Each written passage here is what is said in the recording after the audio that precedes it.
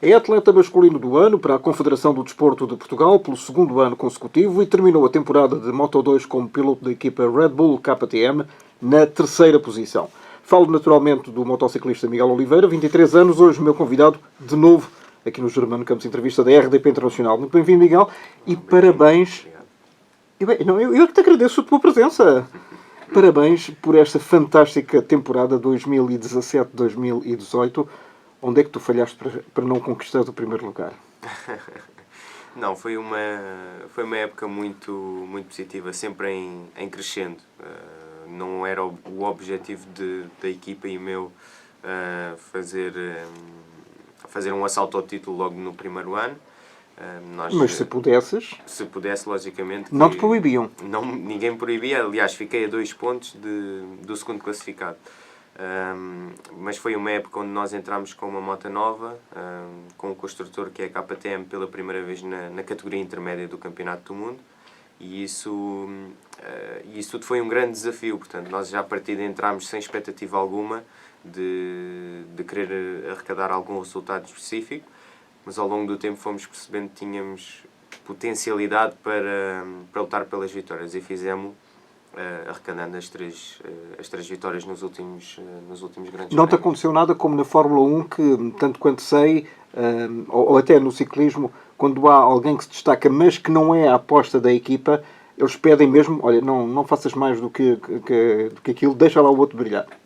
Não houve nada disso. Aliás, o motociclismo é um desporto muito individual, ou seja, só numa situação muito específica de campeonato é que se pediria, neste caso ao meu colega de equipa, para trabalhar em conjunto comigo, mais especificamente se eu tivesse a lutar por um campeonato ou vice-versa. Portanto, haveria ali algum jogo de equipa, mas nesse sentido verdadeiro da palavra, porque até lá é realmente cada um por si, embora se faça parte da mesma equipa. Tu, nas últimas corridas, nomeadamente Austrália, Malásia, Valência, então superaste-te a ti próprio e obrigaste-nos a acordar de madrugada para te ver e para te aplaudir. Sobretudo na Austrália e na Malásia. É verdade. Então, domingo de manhã, ou quem não via de madrugada as corridas, ia, se calhar, à net ver onde é que o Miguel se posicionou. Exatamente. E era primeiro lugar. Fantástico. É muito bom. Digamos que a época por si só já estava a ser muito boa, mas com 3 vitórias de seguida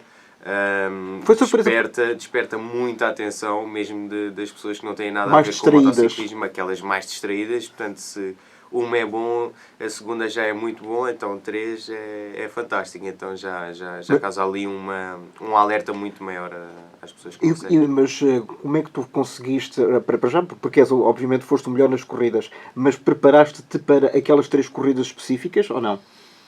Especificamente, não, porque são 3... aliás, as 2 anteriores à última são provas que nós não temos muita informação das pistas, porque são pistas que nós só podemos lá ir uma vez por ano, e é na altura do Grande Prémio. Portanto, digamos que as afinações de moto que nós tentamos adaptar para estas pistas são afinações que nós julgamos que sejam aquela afinação base, que a moto seja confortável de guiar e que se tenha um desempenho de qualificação, início e final de corrida estável. Portanto, o trabalho que existe mais a nível das corridas na Europa, existe alguma especificidade de afinação para um determinado circuito, derivado ao número de quilómetros que nós lá realizamos, como é o caso de Espanha. Mas, Miguel, é diferente correr na Europa do que na Ásia? Sim, é diferente em cada pista, e isso é realmente a beleza do nosso desporto, é que nós nunca apanhamos a mesma situação de um ano para o outro. O asfalto também muda, mesmo sendo a própria pista.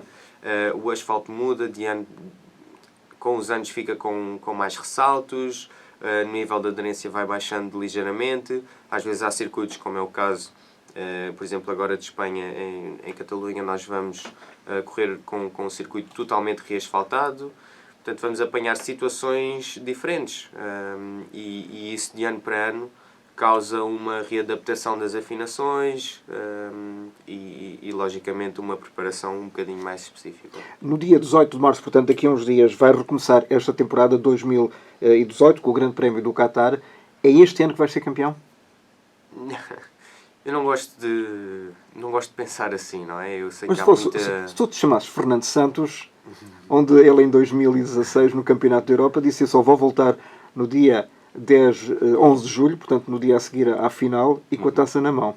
Ele não dá o corpo ao manifesto, eu dou. Então, Ele manda dar os outros. Ele manda aos outros.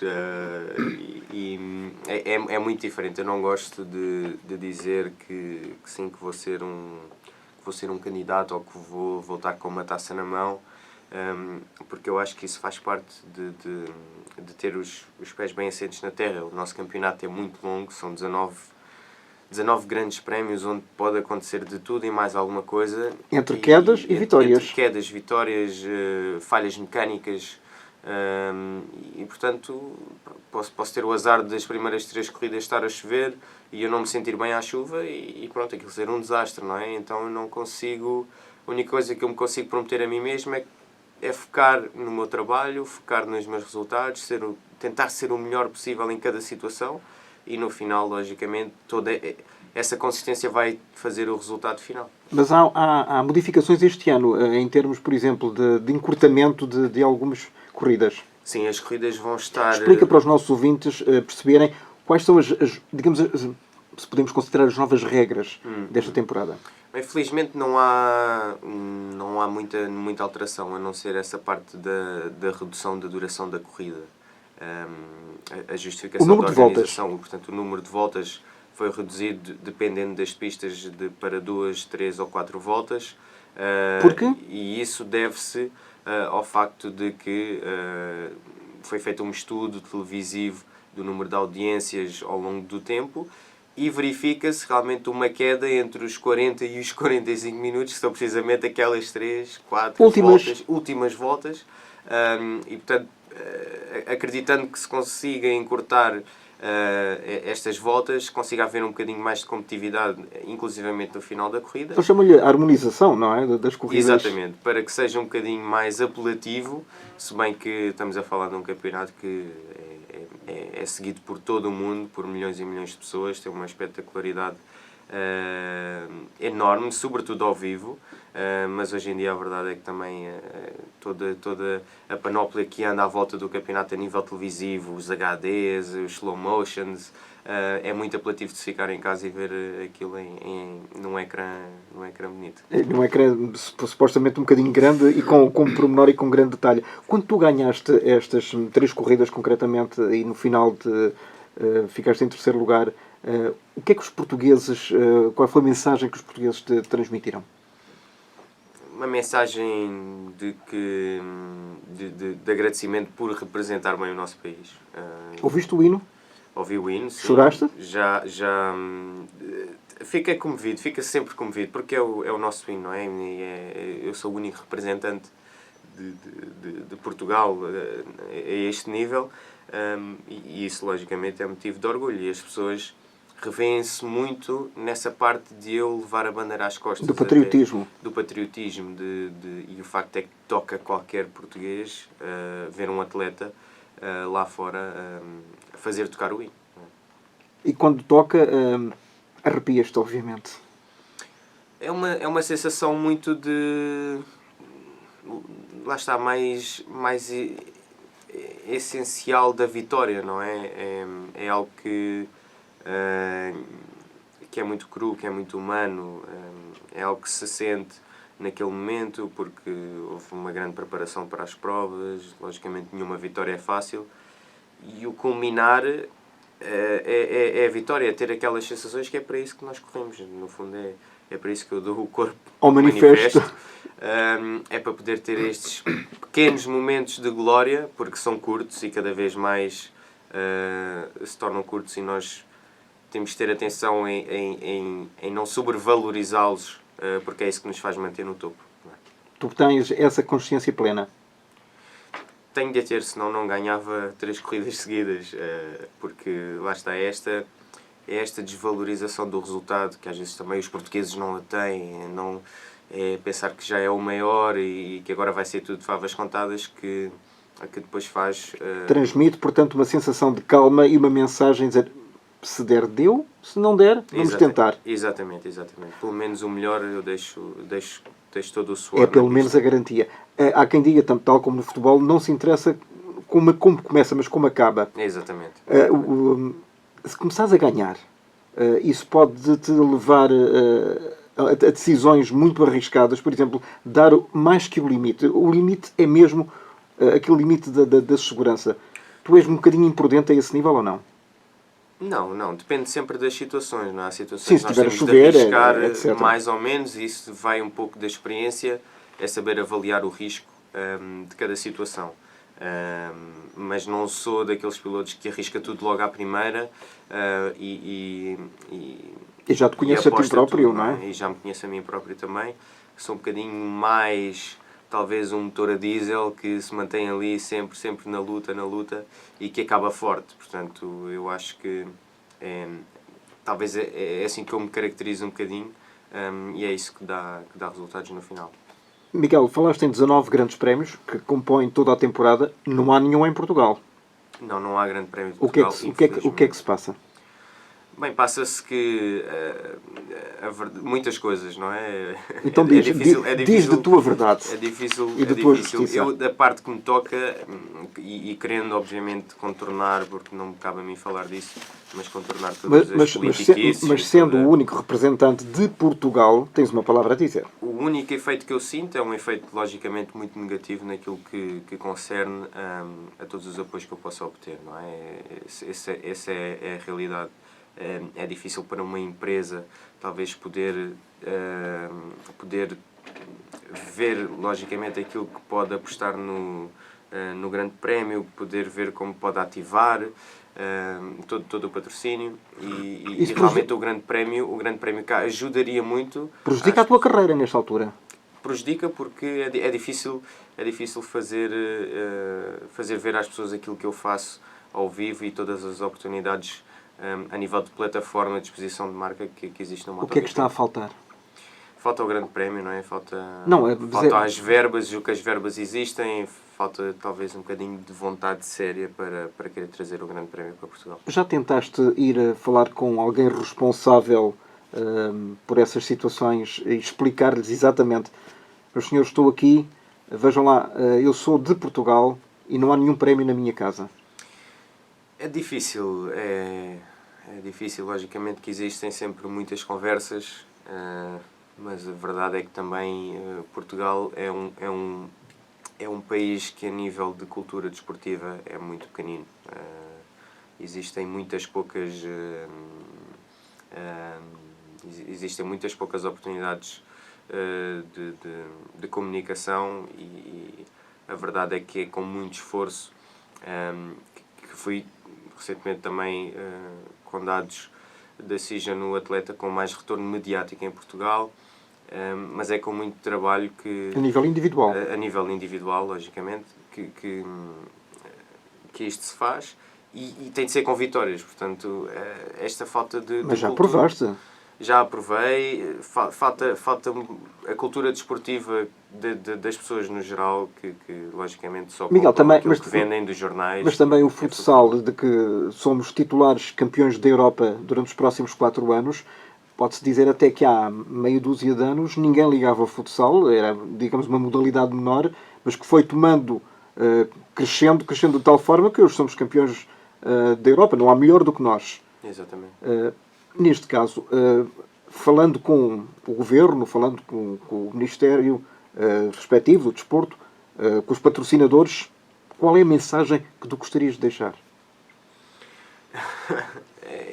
É um bocadinho complicado e nisso o meu pai pode ajudar. A mensagem que nós passamos é de tentar mostrar a mais-valia que é não só o MotoGP, mas o Miguel Oliveira enquanto atleta e pessoa. E o apelo que eu faço é, logicamente, unir esforços para trazer cá o grande prémio e depois logo é também um dos meus sonhos, não é? Poder Ainda por cima ganhar uma prova em Portugal, claro, ainda por cima seria temos, para mim fantástico. por exemplo, em Portimão existe essa grande pista, não é? O grande autódromo. Sim, Portimão é um dos Estoril? dos sítios, seria um palco ideal para trazer o Grande Prémio, pelo clima, pela hotelaria, pelas oportunidades de fácil acesso, tal como o Estoril. Enfim, nós temos todas as condições e mais algumas para ter cá um Grande Prémio e para trazer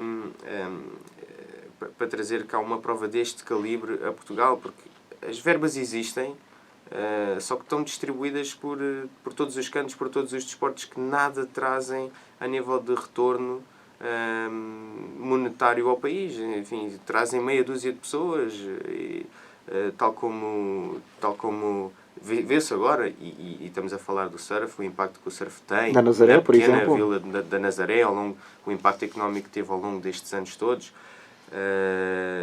O impacto económico que o MotoGP tem a nível de Portugal. Eu lembro-me que nos anos em que vinha cá o MotoGP, todos os hotéis estavam cheios num raio de 50 km à volta do circuito. Portanto, a nível de hotelaria, de e a de Torres restauração... Vedras a Évora. Exatamente.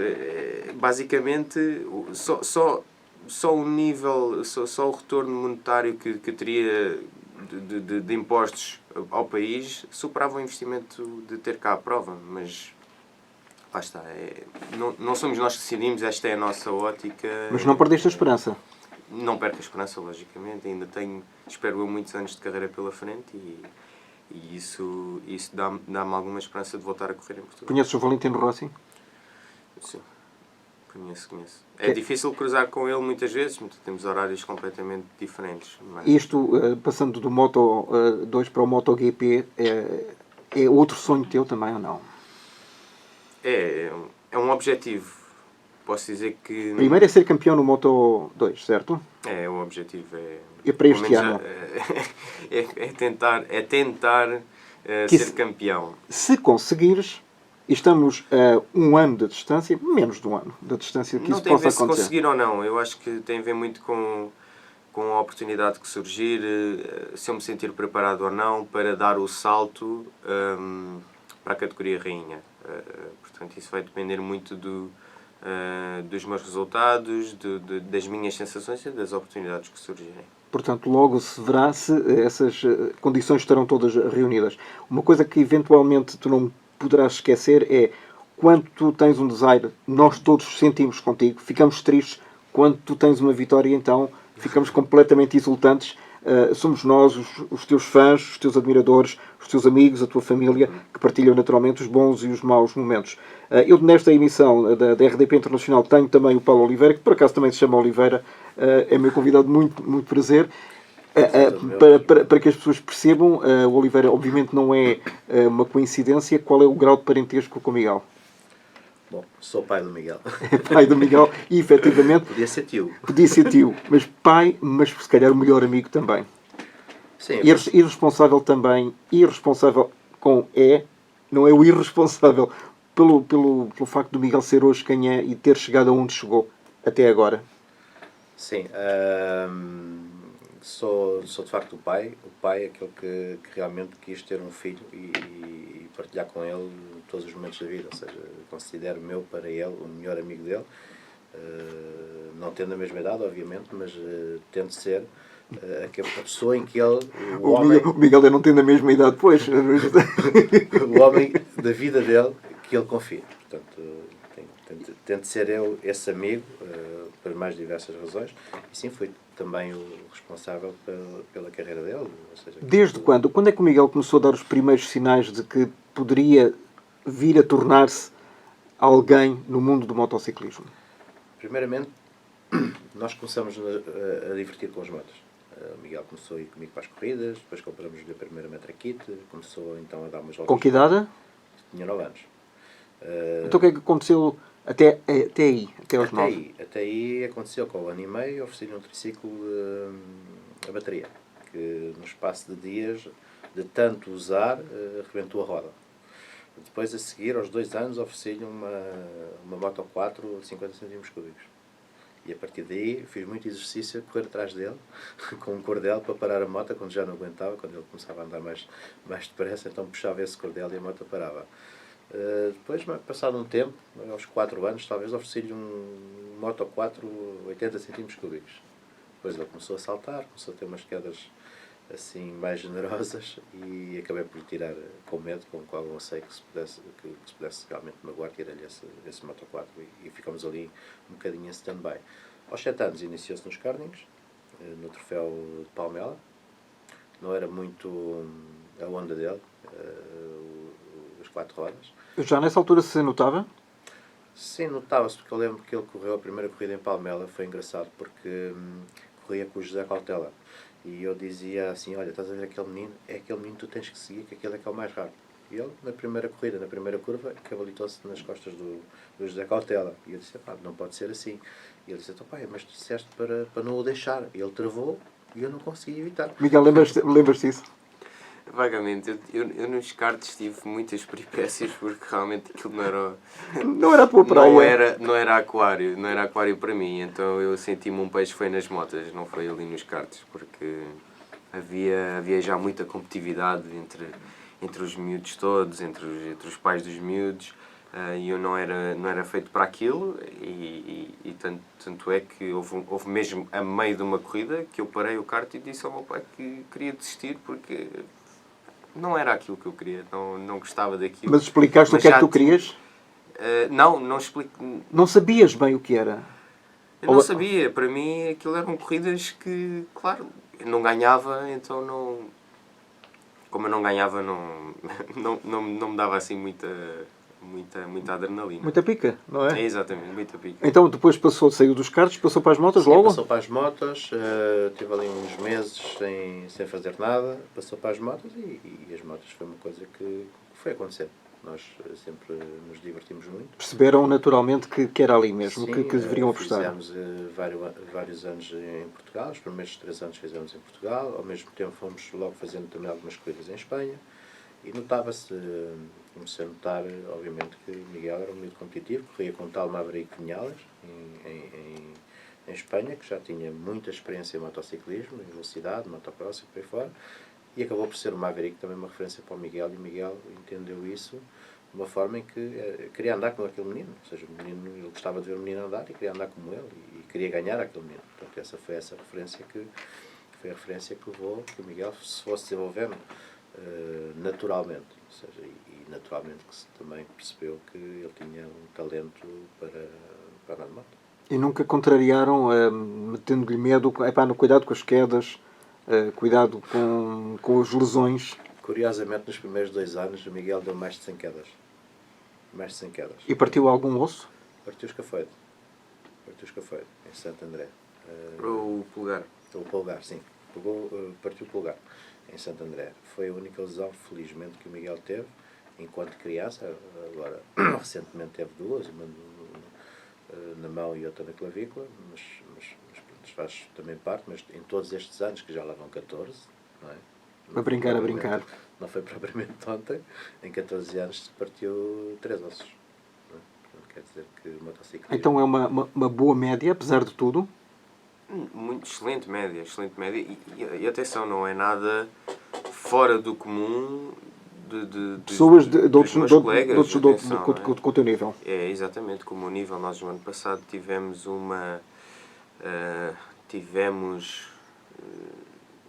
já não me lembro o número de ocorrências que tivemos, mas em todas elas apenas 19% necessitaram de assistência médica e uma percentagem muito pequenina dentro destes 19% é que tiveram de ser medicamente assistidos por lesão.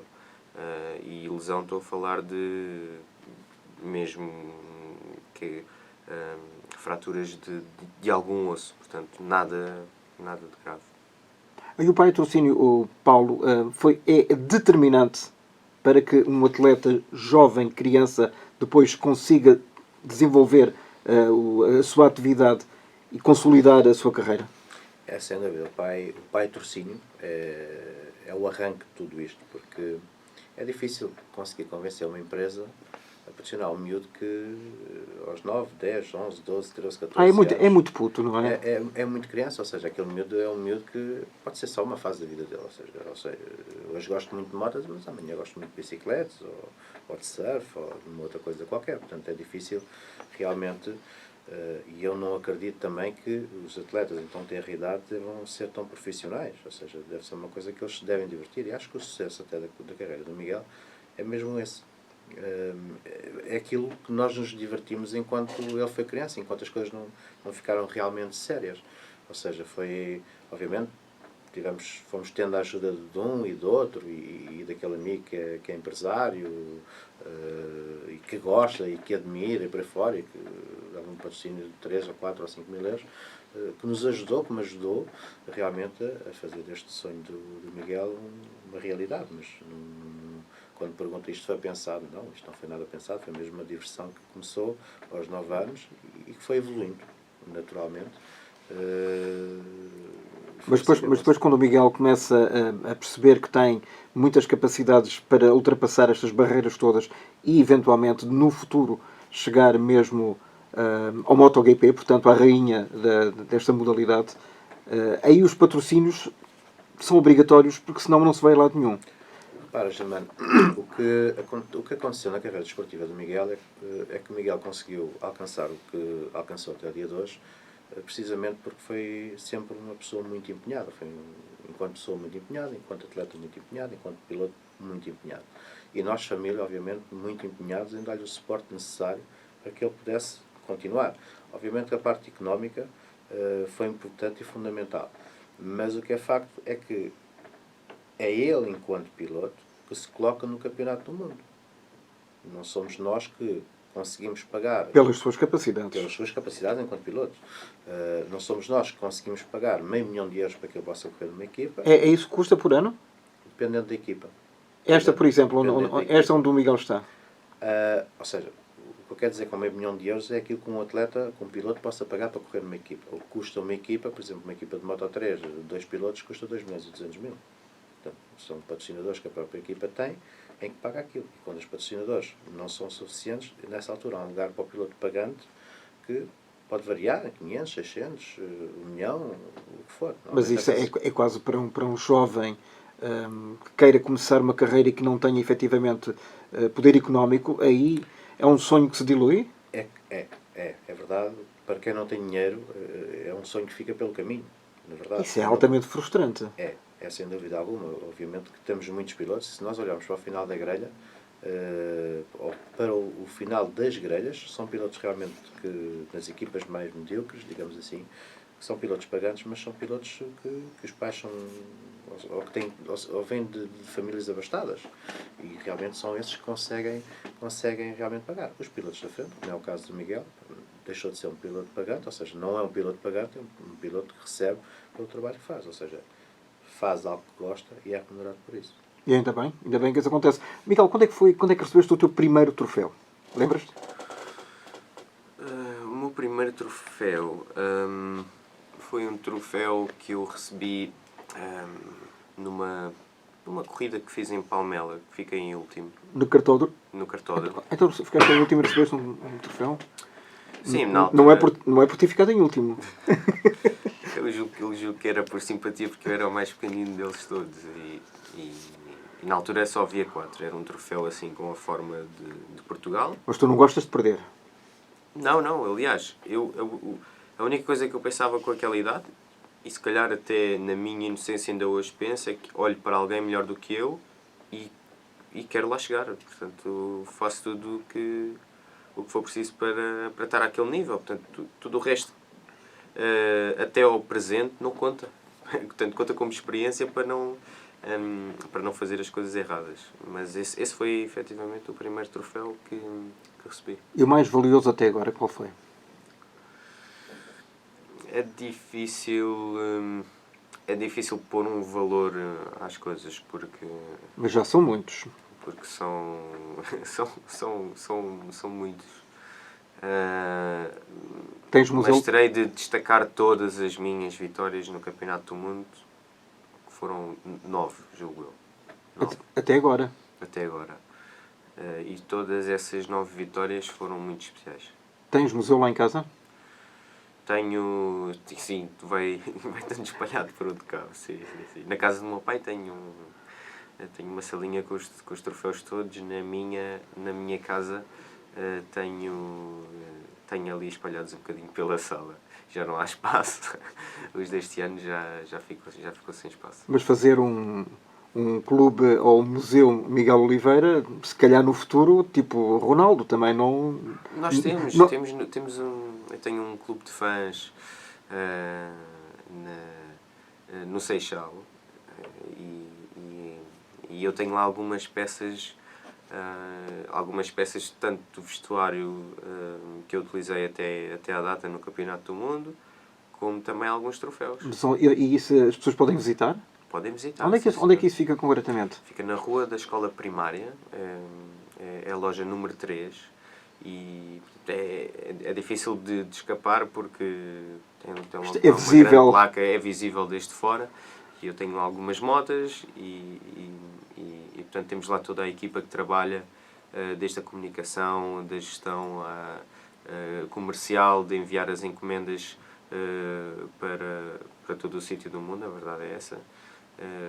Nós vendemos o merchandising online e lá fisicamente na loja e portanto podem visitar a qualquer altura. Portanto, nos 4 cantos do mundo, quem quiser comprar ou adquirir ou pelo menos saber de que é que se trata, tem acesso através da internet. Sim. Não sei, não tenho a certeza se enviamos para a Ásia, mas Para a Europa, enviamos África para e todo o lado. Américas, Sim. não é? Enviamos para todo o lado. E já agora, por falar em escola, como é que estão os teus estudos? Paraste aonde? Eu abrandei muito, não Reduziste? não travão de mão, mas travei a fundo. Foi no segundo ano de universidade, no curso de Medicina Dentária.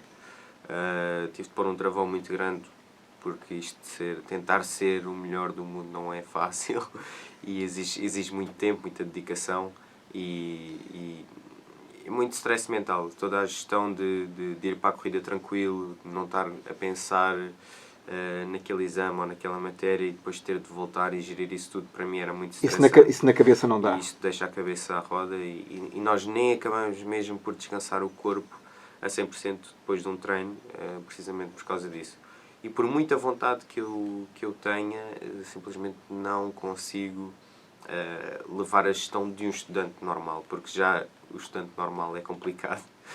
Quanto e fazer mais as motas é ainda mais, não é? Mas é uma coisa que eu quero acabar no futuro, talvez daqui a 10, 15 anos, quem sabe. É uma profissão que eu me vejo a exercer sem problema nenhum. Mas não a 100 a hora, porque aquilo tem que ser mesmo Tem que ser devagar. muito devagarinho, sim. Exige muita precisão, realmente é um mundo muito engraçado, muito intuitivo de se trabalhar. Eu sempre gostei muito de cáries, mais da parte de biologia, fisiologia. não é de cáries. De cáries não. Todas essas partes das patologias também as estudamos, logicamente. Os 2 primeiros anos são praticamente as cadeiras que integram o curso de Medicina. Portanto, nós passamos por isso tudo, mas depois acabamos por especializar mais na boca. E é isso que eu me vejo a fazer no futuro. E há pontos de comparação entre a tua atividade futura de médico-dentista, eventualmente, com a de motociclista? Eu vejo muitas vantagens. Quer dizer, pelo menos a primeira vez que eu me sentei numa cadeira, logicamente para ajudar e para ter aquela sensação, eu sentei-me na cadeira e senti-me muito mais nervoso do que se estivesse para arrancar com 150 mil espectadores no circuito, não é? E é uma responsabilidade muito diferente. Estamos ali a lidar com a saúde oral, que é tão essencial como outra parte do corpo, mas estamos ali a lidar com a saúde das pessoas e é uma responsabilidade diferente porque aquilo é muito real, não é? Uma pessoa desconhecida, enfim, são tantas coisas ao mesmo tempo que nós estamos ali a trabalhar, mas eu julgo que estes anos de experiência no motociclismo poderão dar mais traqueios para depois, quando voltar à dentária, aquilo ser feito com uma perna às costas. Ou as duas, eventualmente. Miguel, como é que se controla o stress no momento Antes do arranque de um grande prémio. É pensar no final. Pelo menos essa é a minha estratégia, ter de pensar sempre no final, que, enfim, isto é como tudo, não é? Quando nós ansiamos muito por uma coisa e estamos ali, de alguma forma, a criar muita expectativa em relação àquele evento, àquela situação, isso causa muita ansiedade. E o que eu faço é pensar no final, porque no final já acabou tudo, estou relaxado e depois ponho-me a pensar no meu estado no início. Portanto, o meu estado no início era completamente diferente. Portanto, eu pensando no final ajuda-me a prever que as coisas vão correr bem, ter pensamentos positivos, não tentar pensar muito nas coisas, simplesmente rever algumas situações na minha cabeça daquilo que pode acontecer, mas deixar as coisas acontecer e tentar lidar o melhor possível com cada situação, e é essa calma que depois ajuda a fazer boas decisões. Há alguma forma de ser português em que tu te envolvas sentimentalmente com a moto, por exemplo, no sentido de eu tenho muitas saudades da minha casa, estou aqui no Qatar e quero ir para casa? Não, eu sou muito sentimental no ponto de vista de lidar com as pessoas. Gosto de ter a minha equipa com bom ambiente, gosto que eles sejam meus amigos, gosto de estar-me a rir com eles, e quando isso acontece, quer dizer, tudo flui com uma naturalidade, com mais naturalidade. E há tempo para o amor? Logicamente, sim. Tens namorada? Tenho, sim, senhor. Sim. Segura? Segura. Ela vai contigo para Acho eu, não sei. Pelo menos a minha parte está. Ok. A dela julgo também. Ela vai contigo para os grandes prémios? Sim, costuma acompanhar, sim. Algumas, até porque ela é quase dentista e, portanto... Portanto está dentro do... Está dentro do meio, e, portanto, sempre teve... Mas tu és muito assediado.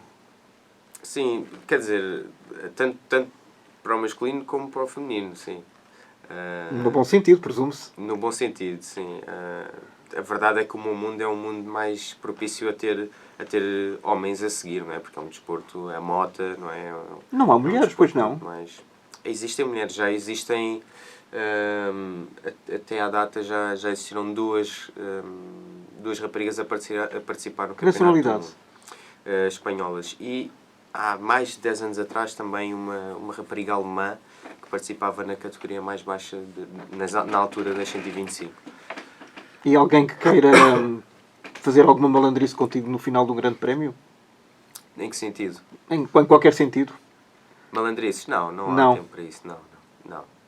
Há muito profissionalismo, às vezes é difícil encontrar... E depois tens o pai, não é? O pai também controla. Não, o pai não controla muito. Ele sabe que eu tenho tudo controlado da minha parte, por isso não Dá-te a liberdade suficiente. Sim, sempre deu, portanto, isso não é... Sempre deu porque sempre achou que tu tinhas responsabilidade. Sempre tive a moeda de troca, não é? Sempre fui um menino bem comportado na escola. E com boas notas? Dependia das situações, mas também era uma pessoa que correspondia com as notas. Portanto, logicamente, acho que para um pai... isso acaba por ser... Realmente o meu pai sempre deu muita liberdade neste sentido. Eu nunca tive aquela curiosidade ou aquela privação de não poder sair, ou de não poder beber, ou não poder fumar, ou não fazer aquelas coisas todas. Mas um atleta de alta competição, altíssima competição, como é o teu caso, tem de se privar naturalmente de N coisas que os jovens da tua idade... Mas é isso que eu quero explicar, é que eu nunca senti que estava a sacrificar ou a privar disso tudo, porque sempre tive a liberdade de o poder fazer. Mas o meu pai sempre me disse o final de cada caminho. Portanto, queres ir por aqui, tens este resultado, queres ir por ali, tens aquele. Portanto, a escolha é tua, e realmente deixou-me à minha liberdade essa escolha. E felizmente que a opção foi a melhor. E foi a melhor. Paulo, o que é o Oliveira Cup? Bom, o Oliveira Cup, mais que nada, é dar a oportunidade a meninos que possam vir a ser os próximos Miguéis Oliveira, ou não. Ou seja, pelo menos que possam encher no futuro as grelhas do Campeonato Nacional, e possam encontrar, sobretudo no Oliveira Cup, uma forma de se motivarem para aquilo que... Mas é uma taça, é um campeonato onde os miúdos podem concorrer? O Oliveira Cup então Paulo, explique um bocadinho melhor de quem consiste. O troféu Escola de Motociclismo, onde nós, como referi, damos a oportunidade que se inicie na velocidade de uma forma diferente e com baixo custo. nós fazemos a formação dos potenciais pilotos ou aspirantes a pilotos de velocidade em várias áreas. E este projeto iniciou-se este ano, aliás, 2017. 2017, e nós, a determinada altura, demos conta que a parte pedagógica do projeto conseguiu, ou superava até a parte desportiva. O que foi muito interessante e deu-nos aqui novos horizontes para trabalhar de forma diferente com os miúdos.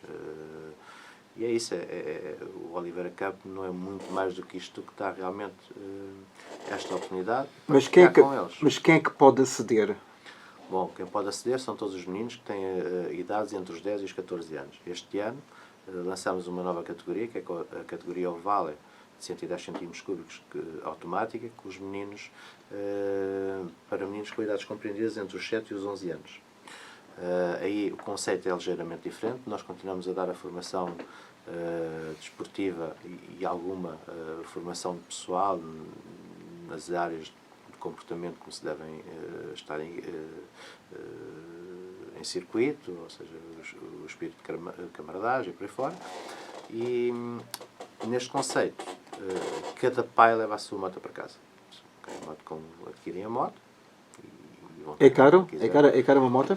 Dependendo do... Moto simples. Sim, é uma moto simples, é uma moto de corridas mesmo. É uma moto que nós conseguimos com um parceiro que temos, que é a Cofidis, ter condições de financiamento muito atrativas e que podemos dizer que o menino se pode iniciar na velocidade por 92 euros por mês. Portanto, é quase como ir jogar futebol numa escolinha. É a mesma coisa. Portanto, em vez de jogar futebol, se calhar vem andar de moto e se calhar é aquela cultura que nos falta, que o Miguel há pouco referia, do motociclismo para poder, no futuro, até vir a ter um grande prémio de Portugal. Portanto, é por aqui que nós temos que E isso faz fazer. muita falta para até incentivar e levar mais gente para a modalidade. Sim, sem dúvida alguma. É preciso este Estamos a falar em termos de praticantes. Sim. É preciso este tipo de projetos. É preciso estes projetos de iniciação sérios, estes projetos que levem estas crianças, que são agora crianças, às grades do Campeonato Nacional. Porque, repare, quando nós olhamos para a grelha do Campeonato Nacional, vemos uma grelha idosa. Tivemos um campeão nacional de Superbike em 2017, tem 44 anos. O Valentino Rossi tem 44 anos.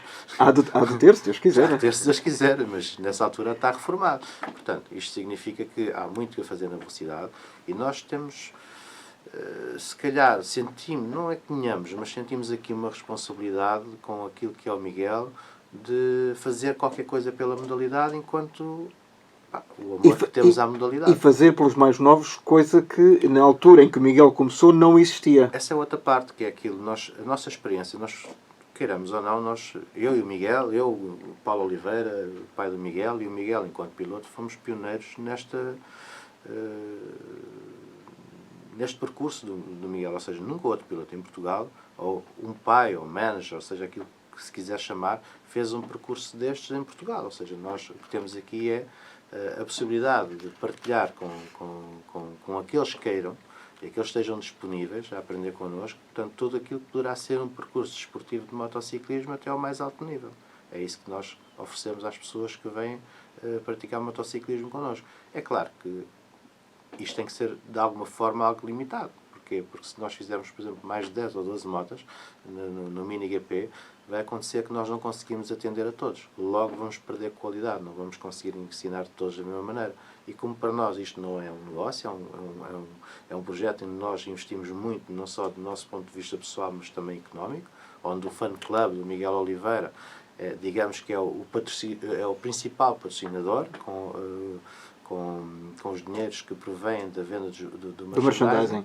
Portanto, e é isto que nós queremos, ou seja, felizmente o Miguel, como disse há pouco também, é um piloto que é remunerado, não precisa deste tipo de ações para ganhar o seu dia-a-dia, portanto, logo todo este dinheiro que nós conseguimos, através de parcerias, é canalizado, é tudo canalizado para o desenvolvimento desta modalidade. Até porque nós já temos inclusivamente uma equipa no Campeonato Nacional, onde este ano vamos fazer alinhar 4 pilotos, dois dos quais em pré-Moto 3 e 2 em Super Sport 300. Portanto, não sei, é um caminho, é uma disponibilidade que eles têm, é uma oportunidade que eles têm, sobretudo, para poderem evoluir. O futuro dirá se eles virão a ser grandes Só quem tem unhas é que toca guitarra. Só o tempo, mas a oportunidade eles estão a ter. Muito obrigado, Paulo. Miguel, agradeço-te imenso mais uma vez. Uma última questão. Para este ano, onde todos nós estamos a torcer para que sejas o campeão, a tua moto será a mesma? Vai ter modificações relativamente à época passada? E o teu capacete também ou não? Não, o capacete sim, já foi público, já foi divulgado o design do capacete e já o usei nestes testes que realizei agora em fevereiro. E a moto sofre algumas alterações não muito grandes a nível do chassi. Mas para uma questão de segurança? Não, de performance mesmo. E algumas alterações nos settings das suspensões, portanto nada de muito drástico nestas modificações, apenas agora temos de readaptar tudo aquilo que é estas pequenas alterações para voltar a ter as sensações que tínhamos antes no ano passado e começar o campeonato com força. E com o pé direito. Exatamente. Muito obrigado, Paulo. Muito obrigado, Miguel. Obrigado, Germano. Até à próxima e espero que venhas cá já com o troféu na mão, está bem? Espero que sim. Muito obrigado. Até à próxima.